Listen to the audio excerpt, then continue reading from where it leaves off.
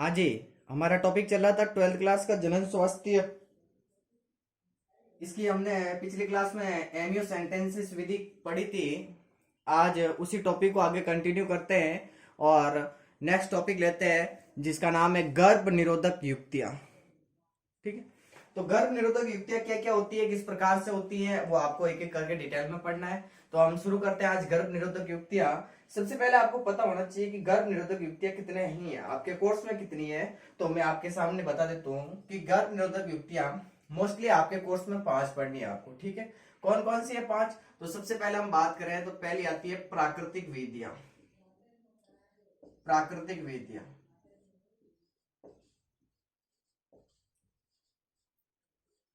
दूसरी आती है रोध, बैरियर। तीसरी है गोलियां, पिल्स। और चौथी आती है अंतःगर्भाशय युक्तियां।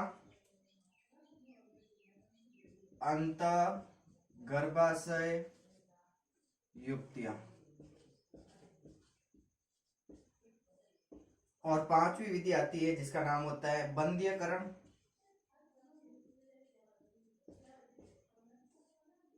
या शल्य क्रिया।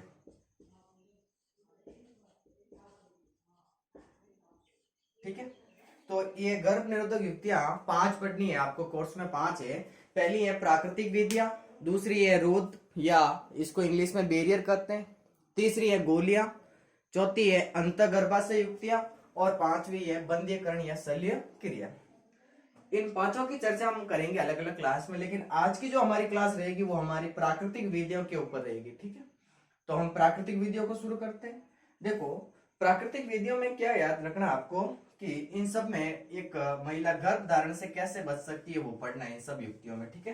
तो हम पहली बात कर रहे हैं कि प्राकृतिक विधियां जो होती है वो क्या है, क्या क्या इसके उपाय कर सकते हैं और इसके अंदर क्या क्या मैटर होता है वो पढ़ते हैं। ठीक है। तो हमारा जो पहला टॉपिक है आज वो है प्राकृतिक विधियां। प्राकृतिक विधियां, देखो ये थ्योरेटिकल पार्ट है, इसमें आपको थोड़ी याद करनी पड़ेगी। ठीक है ना।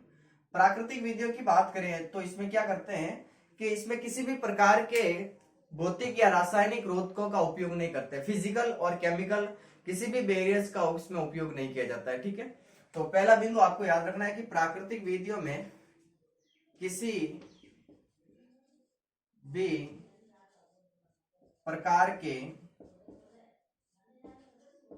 भी प्रकार के भौतिक व रासायनिक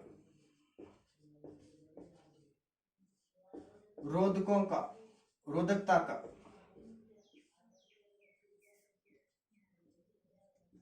उपयोग नहीं किया जाता।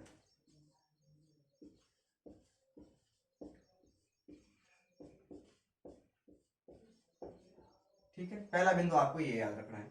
दूसरा बिंदु याद रखना है कि शुक्राणु और अंडाणु के मिलन को रोका जाता है। शुक्राणु व अंडाणु के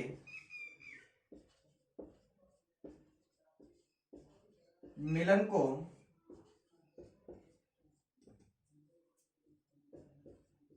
रोका जाता है।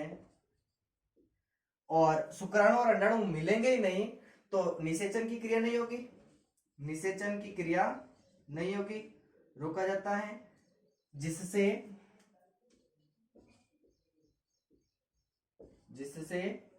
निषेचन की क्रिया नहीं हो पाती है व गर्भ धारण से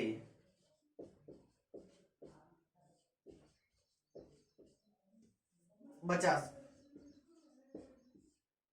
जा सकता है। ठीक है। तो प्राकृतिक विधियों में ये दो बिंदु आपको याद रखने हैं कि प्राकृतिक विधियों में किसी भी प्रकार के भौतिक या रासायनिक रोधकता का उपयोग नहीं कर सकते, नहीं किया जाता है। शुक्राणु और अंडाणु के मिलन को रोका जाता है, और शुक्राणु और अंडाणु मिलेंगे ही नहीं तो निषेचन की क्रिया भी नहीं होगी, और निषेचन नहीं होगा तो महिला गर्भवती नहीं होगी, अर्थात गर्भ धारण से उसको बचा जा सकता है। अब इस प्राकृतिक विधियों में हम शुक्राणु और अंडाणु के मिलन को रोकने के लिए 3 उपाय कर सकते हैं। कितने कर सकते हैं? 3 उपाय। कौन कौन से हैं वो भी पढ़ेंगे। तो ये 2 बातें आपको पहले याद करनी है। देखो ये थ्योरेटिकल पार्ट में पहले भी कह रहा हूं, इसमें थोड़ी आपको याद करनी पड़ेगी, इसका कोई इलाज नहीं है, ठीक है। अब हम पढ़ रहे हैं कि शुक्राणु और अंडाणु के मिलन को रोकने के लिए कौन से 3 उपाय कर सकते हैं, जो आपके कोर्स में एनसीईआरटी ने दे रखे हैं 12th क्लास में, वो करते हैं, ठीक है। शुक्राणु और अंडाणु के मिलने को रोकने के लिए 3 उपाय कर सकते हैं। कितने कर सकते हैं भाई? 3 कर सकते हैं। और एक बात याद रखनी है कि इस प्राकृतिक विधियों में हम किसी भी प्रकार के केमिकल का उपयोग नहीं करेंगे, इसकी वजह से इसका कोई साइड इफेक्ट भी नहीं है, ठीक है। तो ये सबसे अच्छी विधि होती है। प्राकृतिक विधियों में शुक्राणु और अंडाणु के मिलन को रोकने के लिए 3 उपाय करते हैं। कितने कर सकते हैं? 3 उपाय कर सकते हैं। अब 3 उपाय कौन कौन से हैं? पहला है आवधिक संयम। आवधिक संयम, एक एक के ऊपर चर्चा भी करेंगे हम। पहला आपको याद रखना है कि 3 उपाय कर सकते हैं। पहला उपाय है आवधिक संयम, दूसरा उपाय होता है बाह्य स्खलन, बाह्य स्खलन, और तीसरा उपाय हम कर सकते हैं वो है स्तनपान अनार्थम। ये 3 उपाय कर सकते हैं प्राकृतिक विधियों में हम शुक्राणु और अंडाणु के मिलन को रोकने के लिए। 3 उपाय कौन कौन से? पहला है आवधिक संयम, दूसरा है बाह्य स्खलन, और तीसरा है स्तनपान अनावर्तन। हम एक एक के ऊपर चर्चा करेंगे। पहले आपको ये इतने सी बातें पता है, कुछ समझ में आया होगा आपको। अब देखिए आप, हम बात करें आवधिक संयम की। आवधिक संयम में क्या होगा? पहले टॉपिक की बात करें आवधिक संयम की। आवधिक संयम में क्या होता है कि आप सभी को पता है कि महिलाओं के अंदर मेंस्ट्रुअल साइकिल या आर्तव चक्र या मासिक धर्म या माहवारी चक्र चलता है, जो हर महीने 28 या 29 दिन के बाद में रिपीट होता है, ठीक है। तो मैं क्या कह रहा हूं आवधिक संयम में, कि आवधिक संयम में जब महिलाओं का मेंस्ट्रुअल साइकिल चल रहा होता है, मेंस्ट्रुअल साइकिल जिसे आप क्या करते हो हिंदी में आर्तव चक्र या रज चक्र भी कह सकते हो, इस आर्तव चक्र के 10 से 17वें दिन, 10वें दिन से 10वें दिन से 17वें दिन तक,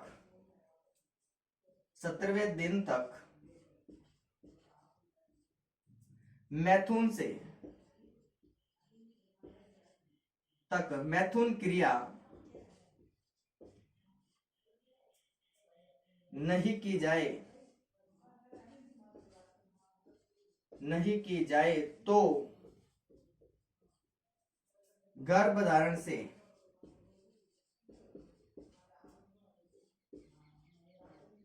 बचा जा सकता है। समझ रहे हो मैं क्या कह रहा हूं आपको, कि मेंस्ट्रुअल साइकिल के 10वें दिन से 17वें दिन तक मैथुन क्रिया नहीं की जाए, ठीक है।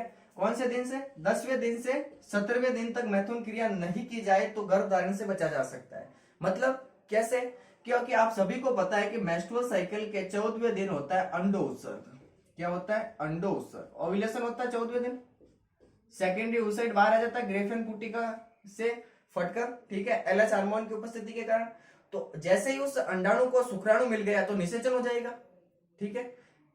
तो उस समय क्या करेंगे? मैथुन क्रिया नहीं करेंगे, जिसकी वजह से गर्भधारण नहीं होगा 10वें दिन से 17वें दिन तक। कारण पूछे कि इसी दिन क्यों नहीं किया जाए मैथुन क्रिया? क्योंकि कारण लिखना आपको, क्योंकि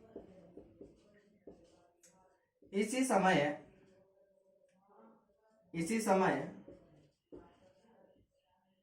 14वें दिन अंडो उत्सर्ग होता है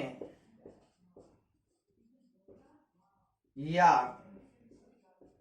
हो चुका होता है।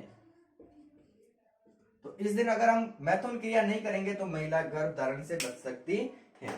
ये आपको आवधिक संयम में याद रखना है कि आवधिक संयम में क्या है कि मेंस्ट्रुअल साइकिल के 10वें दिन से 17वें दिन तक मैथुन क्रिया नहीं की जाए तो गर्भ धारण से बचा जा सकता है। क्यों? क्योंकि इसी दिन या इसी समय पर अंडोत्सर्ग होता है, ओव्यूलेशन होता है या हो चुका होता है, और इस समय अगर मैथुन क्रिया नहीं की जाए, मतलब शुक्राणु को महिलाओं की योनि में नहीं छोड़ा जाए, तो गर्भ धारण से बचा जा सकता है।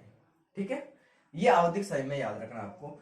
दूसरा उपाय कर सकते हैं हम बाह्य स्खलन। बाह्य स्खलन का मतलब क्या है? तो देखो, आपको जब मैंने पिछला पार्ट पढ़ाया था मानव जनन, उसमें बताया था प्रजनन की कार्यकी में आपको एक टॉपिक पढ़ाया था मैंने, पहला मैथुन क्रिया, उसमें एक शब्द आया था वीर्य सेचन। कौन सा शब्द आया था? वीर्य सेचन। वीर्य सेचन में मैंने आपको क्या बताया था कि नर के शिशन के द्वारा शुक्राणुओं को महिलाओं की योनि में छोड़ना वीर्य सेचन कहलाता है। क्या कहलाता है भाई?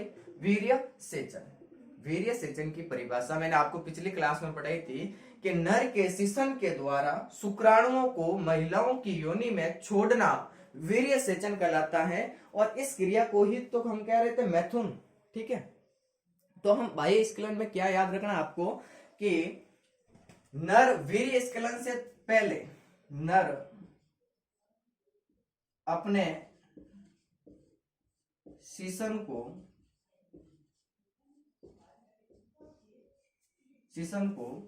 महिलाओं की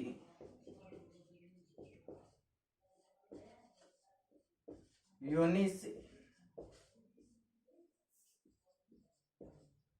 वीर्य स्खलन के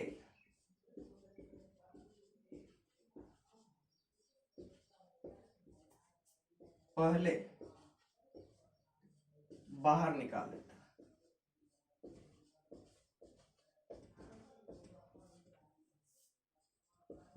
देता।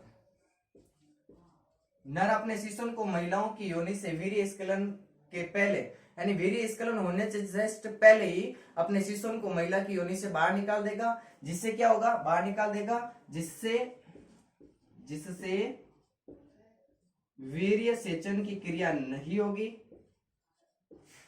वीर्य सेचन की क्रिया नहीं होगी,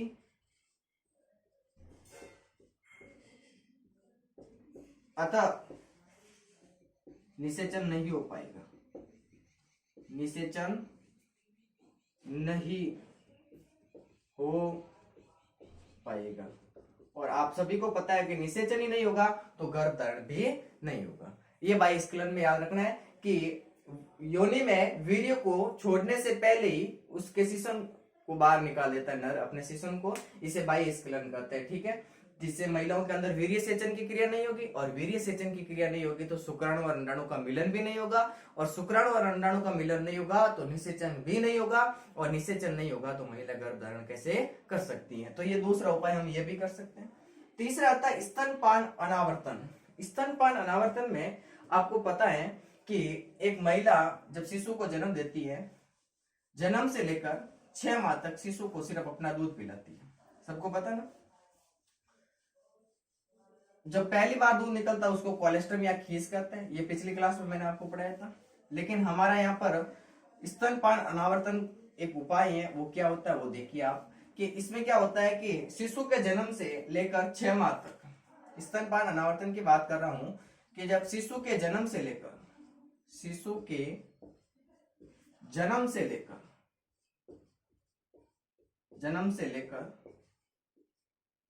6 माह तक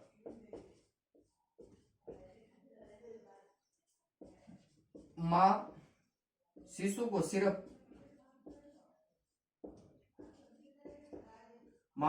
सिर्फ अपना दूध पिलाती है,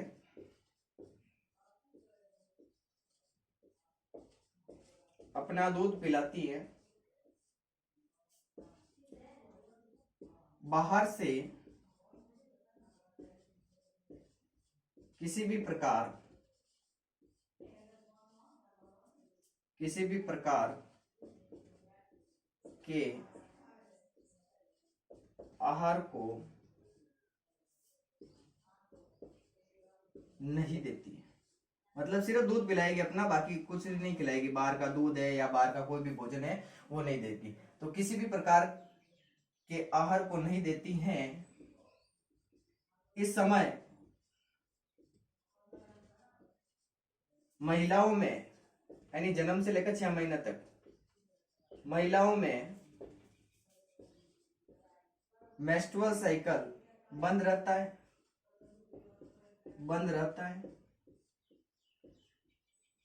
और इस समय अगर मैथुन क्रिया की जाए तो महिला गर्भवती नहीं होगी। ठीक है, कि शिशु के जन्म से लेकर 6 माह तक माँ शिशु को या बच्चे को अपना ही दूध पिलाती है, बाहर से कोई दूध है या कोई आहार है वो नहीं देती है। इस दौरान क्या रहता है कि महिलाओं के अंदर मेंस्ट्रुअल साइकिल बंद रहता है। और अगर इस समय महिला मैथुन क्रिया करती है तो भी वह गर्भ धारण नहीं कर सकती है, गर्भवती नहीं हो सकती है, क्योंकि उसके अंदर मेंस्ट्रुअल साइकिल बंद रहता है। तो ये 3 उपाय हम प्राकृतिक विधियों में कर सकते हैं, आवधिक संयम, बाह्य स्खलन और तीसरा स्तनपान अनावर्तन। अब इन तीनों उपायों के अंदर या इस प्राकृतिक विधि के अंदर एक सबसे इंपॉर्टेंट बात यह आती है कि इस प्राकृतिक विधि में किसी भी प्रकार के रसायन का उपयोग नहीं किया जाता है। रसायन यानी किसी भी प्रकार के केमिकल का यूज नहीं किया जाता है। और केमिकल का यूज नहीं किया जाता है तो इसका मतलब इसके साइड इफेक्ट नहीं होंगे, साइड इफेक्ट नहीं होते हैं। ये बात आपको याद रखनी है इन तीनों विधियों में।